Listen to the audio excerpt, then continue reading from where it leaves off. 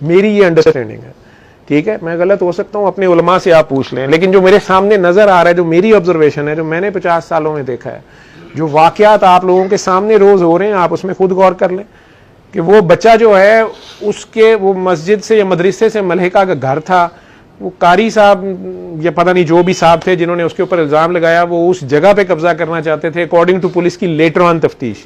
ٹھیک ہے, انہوں نے پہلے اس عورت کو شاید نکاح کی آفر کی, پھر اس گھر کو شامل کرنے کی وہ نہیں مانا. انہوں نے اس لڑکے کو پکڑ کے اچانک وہ سپارے لے کے سب لوگوں کو مسجد پہ اعلان کیا کہ اس نے قرآن شریف پھاڑ دیا یا سپارہ. وہ تو بچہ ہی بیچارہ مجذوب تھا یا پاگل تھا. ٹھیک ہے, لوگ اکٹھے ہو گئے, لوگ اس کو مارنا شروع ہو گئے, پولیس نے اس کو بچایا, اس کی ماں دہائی دیتی رہی, اور وہ جو بھی مولوی صاحب تھے یا جو بھی مدرسے والے تھے وہ اسپیکر پہ اعلان کرتے رہے کہ نہیں اس نے گستاخی کیا ہے, قرآن پھاڑا ہے, تو اس کو مار دو, جلا دو, کر دو. ہجوم موب کی سائیکی اپنی ہوتی ہے.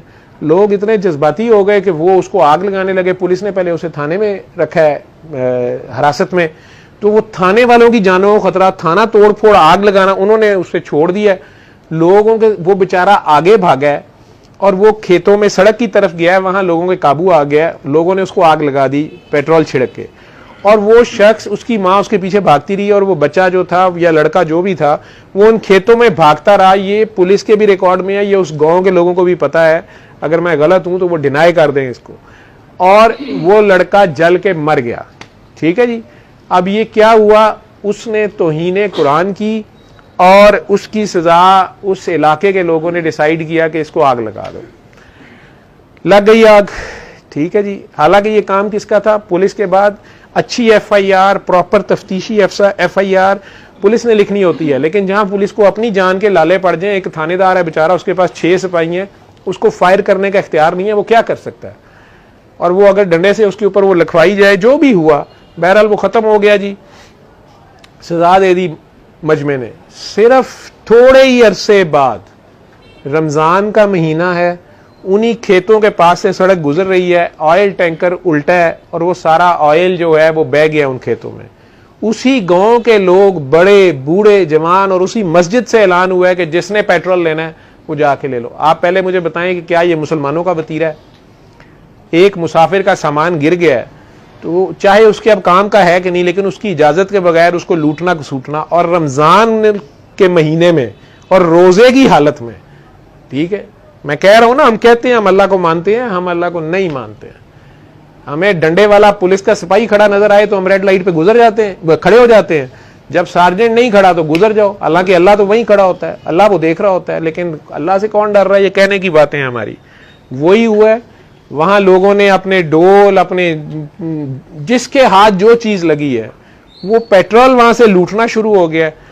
اچانک آگ بھڑکی ہے, جب وہ پورا وہی فیلڈ, وہی کھیت, وہ پولیس آفیسر کہتے ہیں کہ ایگزیکٹ یہ جگہ ہے جہاں پہ وہ بندہ آگ کی حالت میں بھاگتا رہا, چیختا رہا, لوگ اس کو آگ لگاتے رہے, مارتے رہے, وہ پانی کی طرف نہ جائے, اس کی ماں اس کے اوپر پانی نہ پھینکے, وہ جل کے مر گیا. اسی کھیت میں, اسی گاؤں کے 200 کے قریب ہر نسل کا بچہ بڑا, میں کہتا ہوں عورت مرد, 200 سے زیادہ لوگ ہیں جو جل گئے. زمین نے اپنا فیصلہ دے دیا. اس جگہ پہ حد نافذ تھی.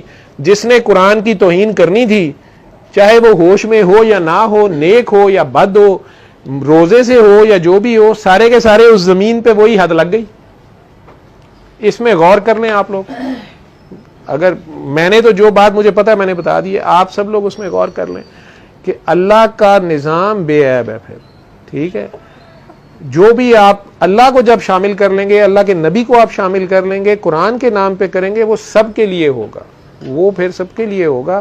اس میں فراڈ نہیں چل سکے گا. اس میں آپ اللہ کی آنکھوں میں دھونک ہم نہیں جھونک سکتے. تو اللہ سے کرم مانگیں, رحم مانگیں, برکت مانگیں, فضل مانگیں, عاجزی میں رہیں. علم القرآن